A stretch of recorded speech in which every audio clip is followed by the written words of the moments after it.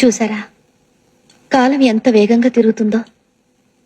చదువు లేనివాడని మీరు చిన్న చూపు చూసిన మనిషి దగ్గరికి చదువుకున్న మీ భర్త కోసం ఉద్యోగం అడగడానికి వచ్చారు. ఆ రోజు ఆయన్ని ఎవరికైనా పరిచయం చేయడానికే నామోషిగా ఫీల్ అయ్యారు. కానీ ఈ రోజు ఆయన పరిచయం కోసం ఎంతో మంది విఐపీలు ఎదురు చూస్తున్నారు. పని పాట లేని పల్లెటూరు బయటను అవమానించారు. ఆయన ఈ రోజు ఎంతమంది ఎంఏలకు ఎంబీఏలకు ఉద్యోగాలు ఇస్తున్నారో తెలుసా?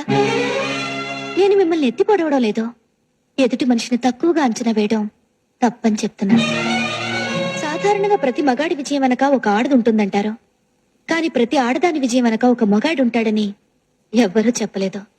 బట్ నేను చెప్తున్నాను, నా విజయం వెనక నా భర్త ఉన్నాడు. ఇప్పుడు చెప్పండి, నేను చదువుకున్న మూర్ఖురాలా లేక మీరు చదువుకున్న మూర్ఖురాలా? నా మాటలు మిమ్మల్ని గాయపరిస్తే నన్ను క్షమించండి. మీ వారికి తప్పకుండా ఉద్యోగం ఉంటుంది. మీరు నిశ్చింతగా వెళ్ళిరండి.